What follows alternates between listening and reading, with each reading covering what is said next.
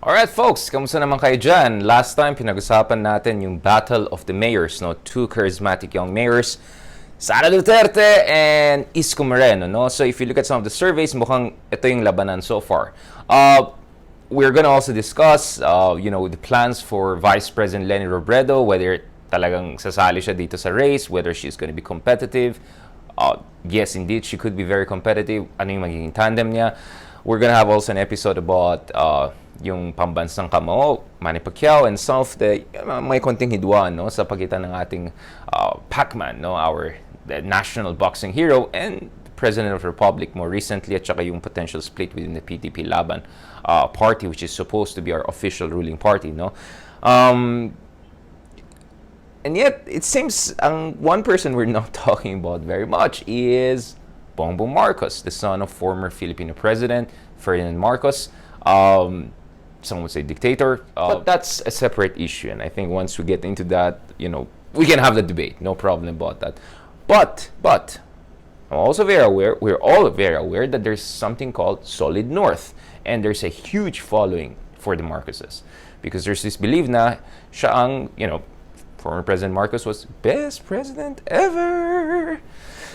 And even President Duterte at some point said that, he's the best president ever, although he strangely criticized his, dictatorship or strongman authoritarian rule. So there's this strong belief, no, sa pagitan, there's this strong belief among many Filipinos, though we cannot pin down the exact numbers, that, Marcos did a lot for the country, and perhaps what we need is another Marcos in power. Yan ang claim ng mga supporters ng Marcoses, no? And again, this is a very controversial issue. We can discuss that more in detail. But the fact of the matter is that, objectively, kung titignan mo yung race ngayon, Bongbong Marcos actually does very well in the surveys. Whether in the confirmed surveys, more established surveys, whether in the not-so-established surveys, and also in surveys by established institutions that are yet to be confirmed. No, so kung titignan mo, nasa top 3 siguro at least si Bongbong Marcos, no? And in some of the surveys, he was actually number 2, just right after Sara Duterte, although medyo malaki yung gap, no? Nonetheless, Bongbong Marcos is competitive in the surveys. If you look at Bongbong Marcos, well, lampas siya sa 60-year-old, he has been a senator, so may national office experience na siya. He lost the vice presidency by razor-thin margin. Of course, his contention is that he won that race and he should have been the vice president of the Philippines.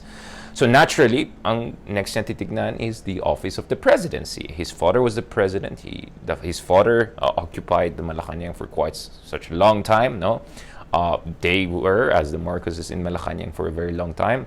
I won't be surprised that Imelda Marcos wants to be back in Malacannag. Some sort of, if there's going to be a swan song, she wants to have it there in Malacannag as some sort of historical vindication. And, if you look at Bongbong Marcos, of course, there are questions about the educational attainment of the Marcoses, a lot of controversies around that, whether nag-graduate pa talaga sila, whether Princeton in the case of his sister, or whether Oxford in his case. But last time I checked, it seems he graduated from Wharton. So, at least he had exposure. He has had exposure to one of the best universities around the world. No, and for people who have met him, they would say that he has that Marcos touch, that charisma. He's relatively articulate. He can talk about policy issues in a very comfortable way. Proud na proud siya dun sa Ilocos or Solid North model of development. And and some of us have been to Ilocos region. I mean, of course, my mom's side, they come from also Ilocos region. You could see that it's a relatively developed place, relatively egalitarian culture. Income inequalities are not as high as other regions of the world and other places in the country, of course. So, yun yung magiging strength at siguro, yun yung magiging argument ng mga Marcoses. But so far, we're yet to hear whether ano ba talaga yung magiging decision ni Bongbong Marcos.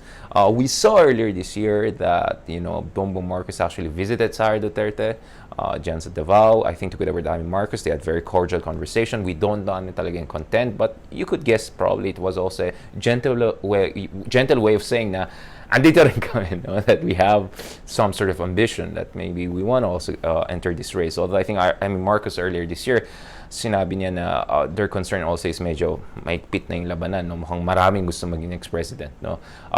So they're also weighing their options. There have been some reports, I am yet to personally confirm that through my own contacts, na suggested Bongbong Marcos, is not comfortable with running under anyone else, including Sara Duterte, because yun nga nakapag-senado na siya, well, from his point of view, he already won the vice presidency, and even if you don't agree with that, he lost the vice presidency by a very small margin, so naturally he wants to be the presidential candidate, and I'm not sure that Sara would want to be his vice presidential candidate because she's also doing very well in the surveys. Let's see. But mukhang so far hindi ganun ka-clear yung magiging yung position ni Bongbong Marcos, no. But should Bongbong Marcos throw his hat into the race, it's gonna create a very interesting dynamic.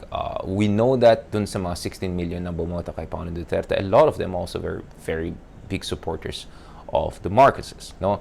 And what will happen dun sa base ni President Rodrigo Duterte? Is it going to be split between the Dutertes and Marcoses?